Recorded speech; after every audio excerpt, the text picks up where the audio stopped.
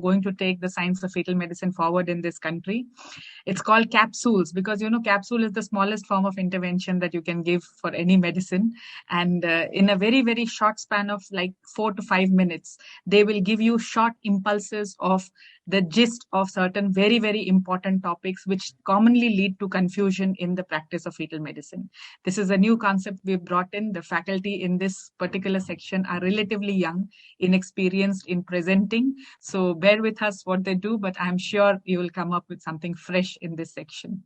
So can I request my co-moderator, Dr. Preeti, to introduce the first speaker?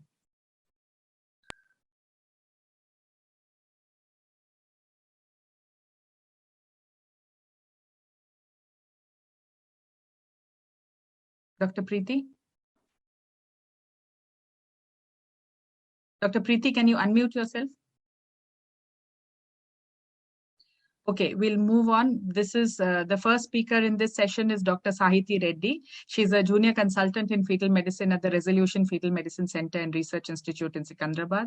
And she's done her DGO from the Navodaya Medical College, Karnataka, a fellowship in fetal medicine. And she did the ICOG certification course in 2019, which she topped and got the gold medal. She's presented her research papers in many conferences, and one of her articles on the fetal supernumerary limb is currently under review for the WISWOG publication. So welcome, Dr. Sahiti. She is going to give us a short capsule about a common condition called single umbilical artery.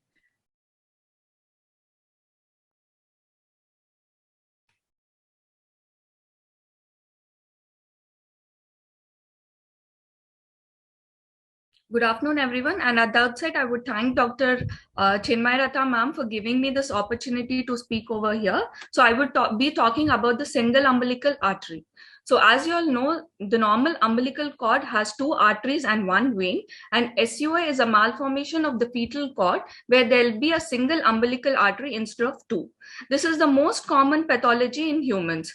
Duckworth, way back in 1908, reported the first case in American literature, whereby Morin and Winsberg in 1978 made the use of ultrasound to detect the single umbilical artery. As you know, at first, there are 4 vessels in the connecting stalk, but later the right vein disappears, leaving behind 2 umbilical arteries and 1 connecting. It contains a vitalointestinal duct and remnant of yolk sac, the mesoderm which converts into the Wharton jellies, the blood vessels passing from the embryo to the placenta, and small part of extraembryonic coelom. The mechanism of the development of single umbilical artery remains unclear, but most likely accepted pathology is secondary atrophy or atresia of previously normally developed umbilical artery. If you see, the umbilical artery can be either an isolated finding or an associated finding. In an isolated finding, there are no chromosomal or structural abnormalities and maternal risk factors. Coming to the classification, there are 4 types of SUAs depending upon the vessels within the cord. The type 1 is most common, where there are more than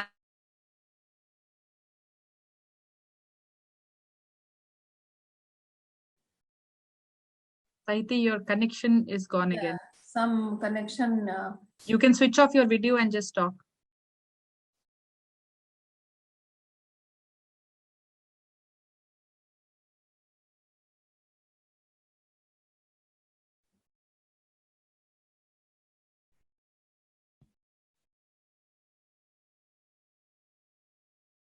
Okay, I think we'll move on. Dr. Sahiti, can she hear us? Are you back? Can you hear us? Please switch off your video so that we can hear you.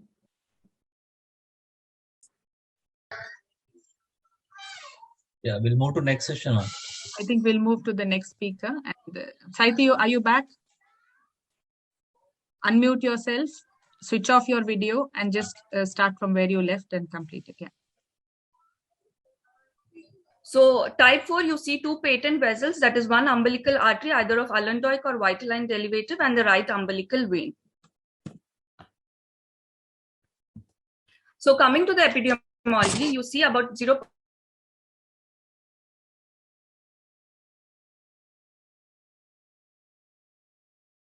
Okay, move your slide ahead. Again, she lost. We cannot hear your voice, Sahiti.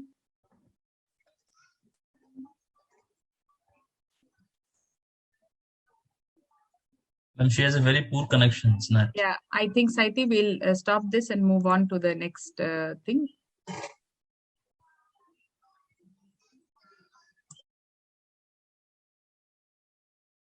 Ultrasound in a transverse section held brevier or velamentous. The cord can be abnormally long or abnormally short. So what all to look for to rule out on TIFA? The renal pathologies being the most common, you have to look for renal agenesis, hydrouretronephrosis, cloacal extrophy, and renal dysgenesis. In heart, you should look for an appropriate four-chamber to rule out hypoplastic left heart. On color Doppler, the tricuspid atresia and tetralogy of Fallot. In GIT, you can have an either CDH or a duodenal atresia. If you see in the brain, acrania can be ruled out as early as in first trimester. In the second trimester, you look for any cerebellar abnormalities, holoprosencephaly, microphthalmia, or meningomyelocele. Coming to the musculoskeletal system, gastrochisis and omphalocele can be there. You have to look for any rocker bottom feet or CTV along with the sacrococcygeal teratoma to look in the spine.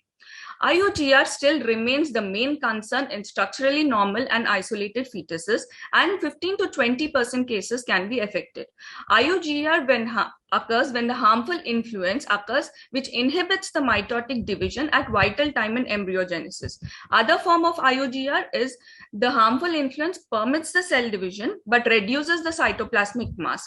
The first type is seen in associated fetuses and the second type is seen in isolated fetuses. So how do you manage the cases with single umbilical artery? Prenatal detection of SUA with no other anomalies should not alter the obstetric management. A proper structural evaluation of a fetus with a clear checklist will help in optimizing the outcome by following individualized antenatal care. So the flowchart which we should follow at every center is when you detect an SUA, you have to do a detailed TIFA and you have to see whether it is isolated or associated. In isolated cases, you call back the patient for a fetal echo. In associated cases, you offer karyotyping based on the minor markers, and if there are major abnormalities, you counsel based on the prognosis. At the fetal echo, if it is normal, you follow up the baby with the growth scans. If the fetal echo shows a complex anomaly, then you counsel based on the prognosis of the abnormality, and if it is a correctable anomaly, then you rule out the karyotype of the baby. At growth scans, if everything falls in place and grows along, you have to deliver the baby at term. In growth scan, if you detect either SGA or IUGR, the follow-up will be based on the Doppler evaluation and delivery should take place. A detailed neonatal evaluation with renal pathology ruling out should be the most important one after delivery. Thank you. So thank you, Dr. Sahiti. You can stop sharing your screen. There's one quick question for you from Dr. Kushagrati Ghosh. Should we be doing CMA or KT in every case of single umbilical artery? No, ma'am. In isolated cases, if they have a first time in trimester and very well known Mickey Mouse sign which depicts a 3-vessel cord. So knowledge of normal development of umbilical cord is necessary to understand the malformations. The umbilical cord and elements are formed between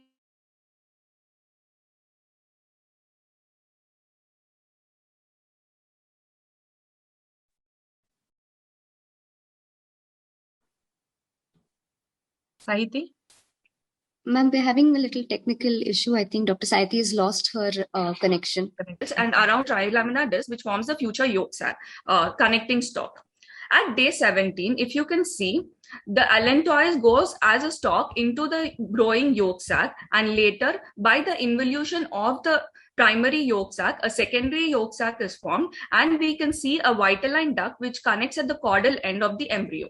By 4 weeks, the vitelline duct and the allantoic duct become caudal and to each other. By day 38, angiogenesis takes place in the mesenchyme, and the vitelline duct and the allantoic duct, there are vessels around it. So if you see initially, the vitelline arteries provide the dominant source of circulation in early gestation, and thereby they concede the primary circulation to developing allantoic vessels. Initially, there is a single umbilical artery in the body stalk, but later due to differentiation and bifurcation towards the caudal end, they form a pair of umbilical arteries. Now, the amnion is attached to the margins of the umbilical opening and forms a wide tube connecting. It contains a vitellointestinal duct and remnant of yolk sac, the mesoderm which converts into the Wharton jellies, the blood vessels passing from the embryo to the placenta, and small part of extraembryonic coelom. The mechanism of the development of single umbilical artery remains unclear, but most likely accepted pathology is secondary atrophy of or atresia of previously normally developed umbilical artery. If you see, the umbilical artery can be either an isolated finding or an associated finding. In an isolated finding, there are no chromosomal or structural abnormalities and maternal risk factors. Coming to the classification, there are 4 types of SUAs depending upon the vessels within the cord. The type 1 is most common, where there are more than